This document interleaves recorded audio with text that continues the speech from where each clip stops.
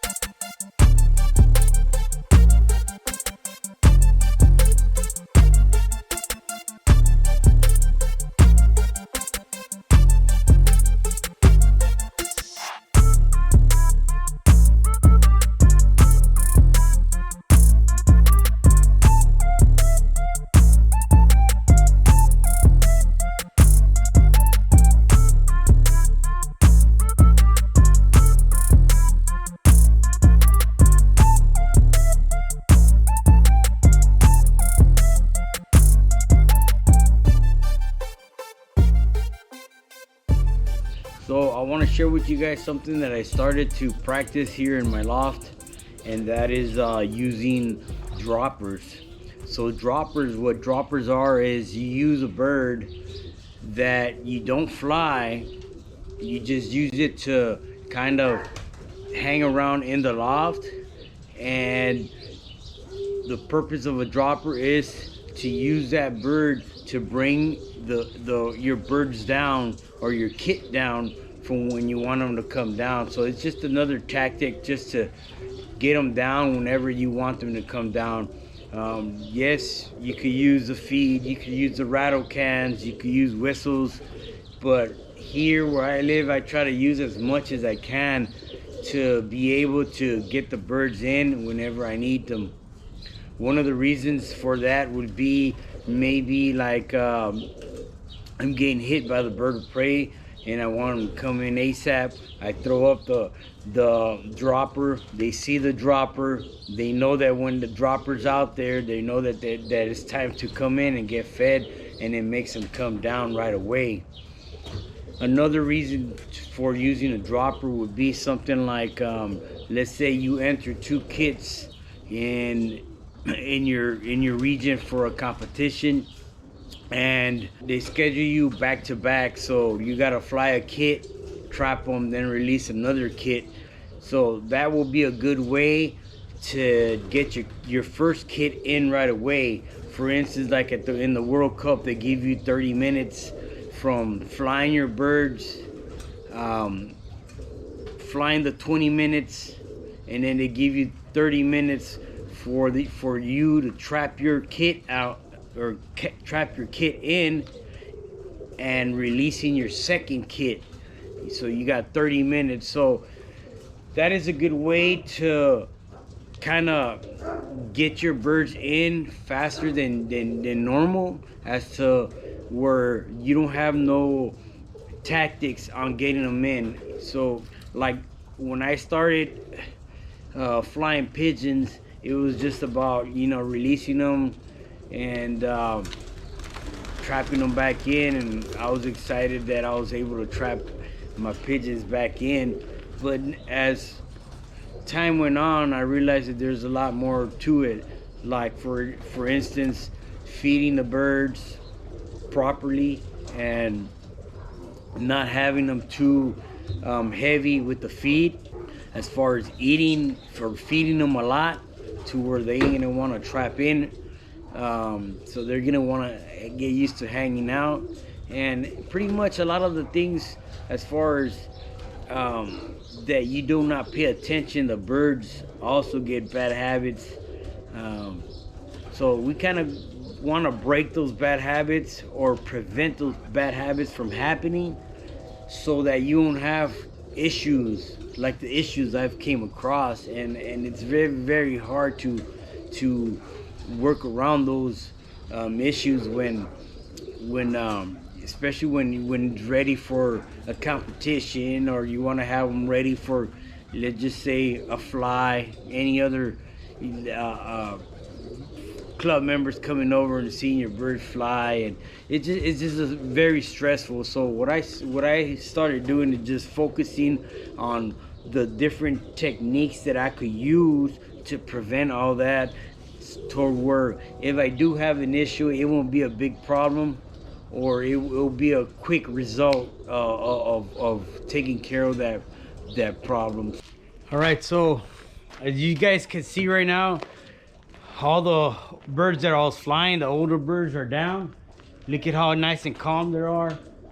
They're just hanging there, you know what I mean? They ain't, that's just how I want them to be. And look at the droppers, they're inside, mellow, just like they are. Okay, so the next step right now will be signature whistle. I'm gonna go ahead and rattle some feed, and I'm gonna go ahead and go inside and put the first ratio of feed that I use for the birds that are flying.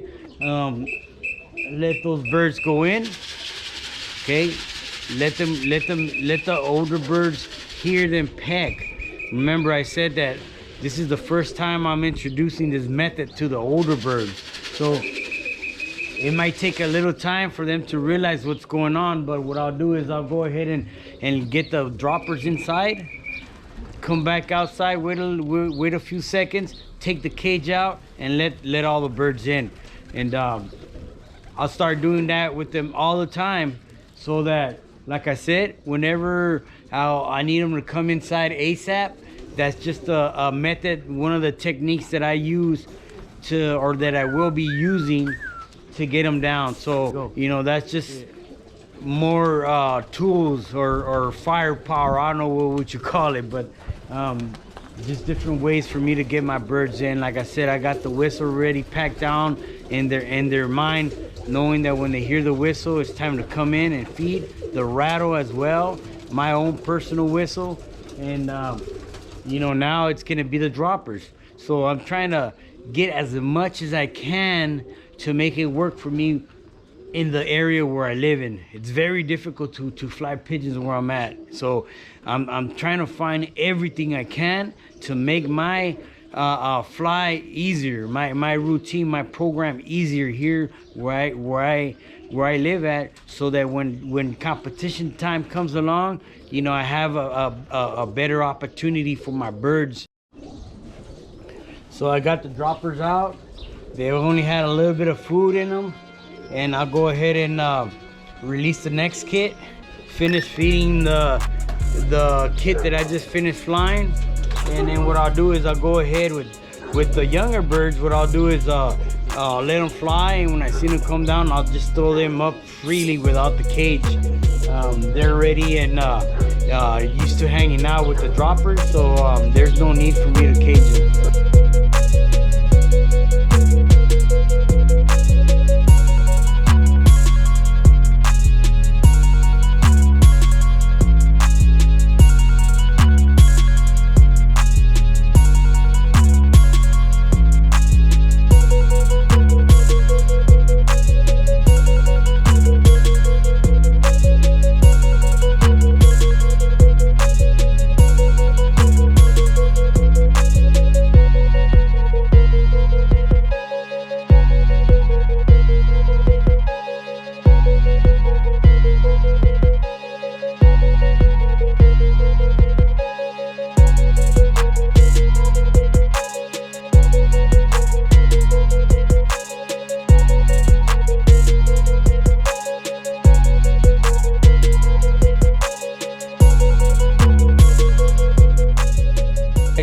is my 2023 banded birds. They all landed. I got the 2 droppers up there. You can see they usually hang around with each other because they're together all the time. I did put the first dropper up there, and it landed in the back of the loft and it flew up to the roof of the house. The second one stood there. The birds landed. Some of the birds went on the roof. Like about 3 birds went on the roof with the other dropper. Called them in, they came back down. But the thing is that this is what they do. This is what I want them to do. Not everything works right off the bat from the start. You gotta train. That's the purpose of training, to get things right. So I want to get it to the point where I have 2 droppers per kit that I fly, for the reason that I don't want to be messing around with getting them in, having them eat a little bit, then using them for another team, because that's what I'm gonna get. I'm gonna get droppers that don't want to cooperate, because I'm sharing them with other kids and they're eating, so they know that they're not that full. So the purpose of that will get ruined of using the droppers if I don't have droppers per kit. So like I said, look at them, looking nice and calm. They're all up there. They've been sitting up there for about 10 minutes. They got to get used to being together, and now they're gonna go inside, eat a good fat meal, just relax, perch up, and just chill for the rest of the day. So that's the purpose of the droppers, to get them used to the team and get them down. They're gonna see that they're up there. The birds are gonna be flying low. Throw up the droppers. Hey, that's a sign. Okay, the whistle, it's a sign. The feed, it's a sign. So you got to use as much as you can to make whatever you need in your loft work. So there are different birds that you could use for droppers. A lot of people use fantails. Okay, so pretty much it's a show bird that you want to use, that you don't fly. I chose Oriental rollers because I'm into the Oriental rollers, and I really want to get more time in with my Oriental rollers. So I said, man, you know, what could I do to kind of put some time into my Oriental rollers? So I kind of want to get into the showbirds. I kind of had a little test run a few years back. I want to get into it, and I want to participate with my Oriental rollers. So I figured, I told myself, you know, I don't have the room to store them on a separate loft, but I still want to work with them. So what I did is I decided to go ahead and breed some out and put a couple of the Oriental rollers in each kit box, so that I could have birds to kind of, you know, mess around with for the show type. You know, what you want to do is get a bird that you're not gonna fly. So all you're gonna do is it's gonna live in the loft. You're gonna get it nice and big. As you can see, these are the Oriental rollers right here. They're pretty big. These are the show type. They're very bulky, strong, very powerful look. Their tails are up like the fantail. They drop their wings. So the purpose for a show Oriental roller is to get them big and big necks and kind of make them look like the powerful look. So this is a perfect bird to use as a dropper. Okay, it's a big bird. It's not gonna want to fly. It's just gonna hang out. So the trick to it all is just kind of make sure this bird is always well fed. They eat a lot. They're a big bird. So the trick to it is kind of keep them a little hungry, then feed them good. Keep them a little hungry, then feed them good, so that, you know, you have them right on the money as far as their appetite when you're gonna fly them tight, so that when you're gonna fly your kit birds, these birds are super hungry, and when you use them to kind of drop your kit, they're gonna go right in the kit box or in your loft when you want them to.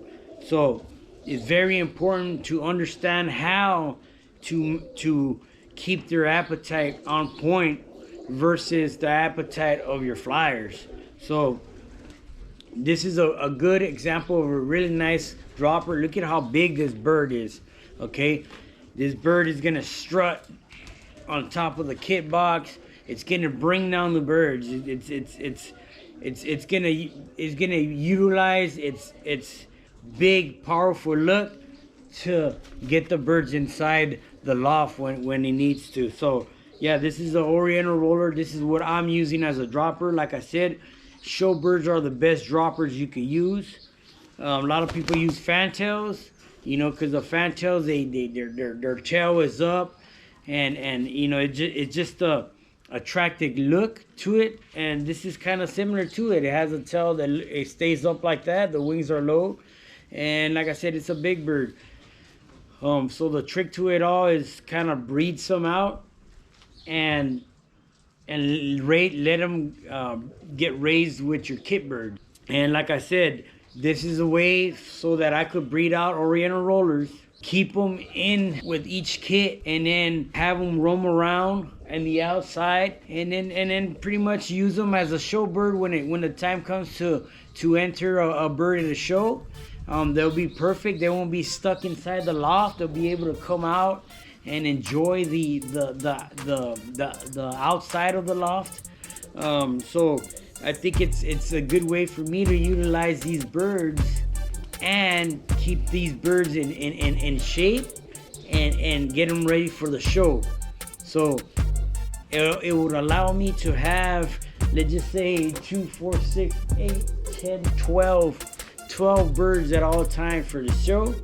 And I'll breed a little, maybe an extra 5 or whatever every year, and I'll have about 20 birds to enter in the show. So yeah, so I'll have the best of both. You know, I'll use them for bringing in my birds, and in the same time, I'll use them for what I really want them for is to enter them in shows. So they got themselves their loft. They're gonna share it with the Birmingham rollers. And when I'm ready to each year, I'll breed about 20 of them, and I'll keep that as another side kind of hobby within the pigeons is get into the show.